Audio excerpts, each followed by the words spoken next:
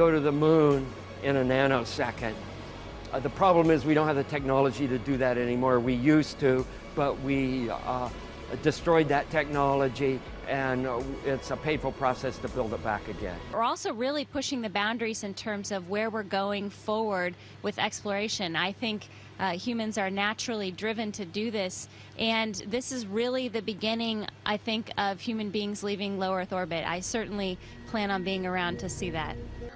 The plan that NASA has is to build a rocket called SLS, which is a heavy lift rocket.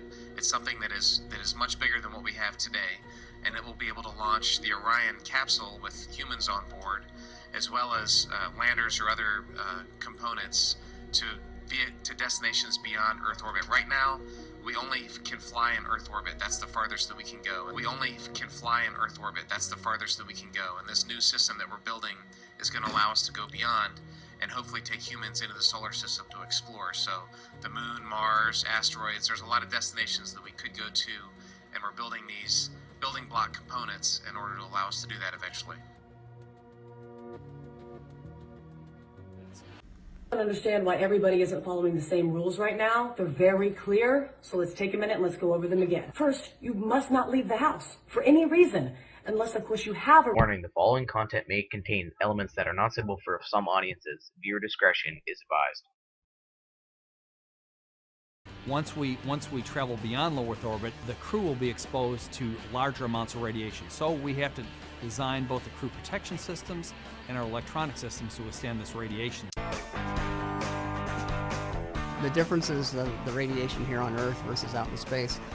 The radiation on Earth is of the wave form. We end up with gamma rays or the electromagnetic spectrum that will be coming off of radioactive materials in the Earth. In space, you actually have the charged particles, which are more damaging, and there are more of them. The flux, or the number of them, is greater, and therefore you'll end up with a higher, what we call a dose of radiation. One of the most dangerous things for an astronaut in space are what are called solar particle events. The sun has a cycle where it becomes very active, and and there are times when it's not very active. And when it's very active, it can spew large chunks of stuff into space called solar storms. And in fact, we're in a time right now as we're speaking when the sun's very active, and you hear in the news about these solar storms.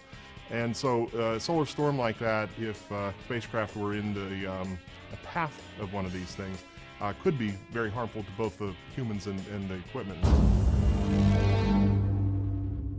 We must solve these challenges before we send people through this region of space. Mantle and radiation belts, the lunar module would have required 6 feet of lead shielding. But here's what they really had for protection. Obviously, the only shielding they had was the literally paper-thin outer hull of aluminum, and their suits consisting of glass fiber, some aluminum fibers, and silicon rubber. It's very interesting concerning radiation that the astronauts were protected by a thin film of aluminum, when here on Earth they put a lead shield on us when they take a dental x-ray. In conclusion, when NASA themselves admit to never having left low Earth orbit, and the fact that we don't even have the materials that could withstand the extreme temperatures and cosmic rays in space, how on earth can anyone believe that we ever went to the moon?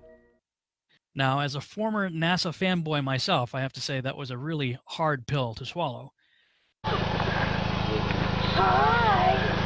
Guess what? They're in a shed. Code enforcement told them to leave. She's 6 months pregnant. It's unhealthy. They've got no running water, no AC, no heat, in a portalet. It's our daughter, not his, in a portalet. What? I mean, hello? Well, look at this article. This is from China. This is just a free example. China's new lucrative business. Dead babies turn into stamina booster pills. This is just last week, August 5th. You said what? Dead babies? Yeah. They're grabbing all the aborted babies from China. They put them out in the sun. Los sacan al sol a los bebés. All right? They powder them down. I mean, they grind them. Right? They grind them. Los muelen. And then they put them directly in these capsules. Te lo ponen directo el bebé en la cápsula. and it gives you a better stamina, sex drive, everything. You're participating in eating the sacrifice, the baby sacrifice. Yes, it's the new thing. So these people from SBS in South Korea, they created a documentary where they're accusing Chinese pharmaceutical companies of selling dead baby pills as stamina boosters. They found fingernails, hair, heart tissue. They found everything inside these pills. This is happening right now. Bart Sibrel, ABC Digital. Wanted to give you the opportunity to swear on the Bible that you walked on the moon. Will you put your left hand on the Bible and swear to God that you walked on the moon? Gentlemen. Mr. Sibrel. Yes? If you really walked on the moon, why would you not do that? So why don't you just put the end to the record in the argument and put your hand on the Bible, swear to God you walked on the moon. Mr. Sibrel, knowing you, that's probably a fake Bible. Really? Well, no, it's a real Bible. You have the opportunity to have $5,000. The meeting is not open. Well, you have $5,000 cash. You can give it to charity if you swear on the Bible that you walked on the moon. Please I have the give it to tape. charity. It'd be fine. Why don't you swear to...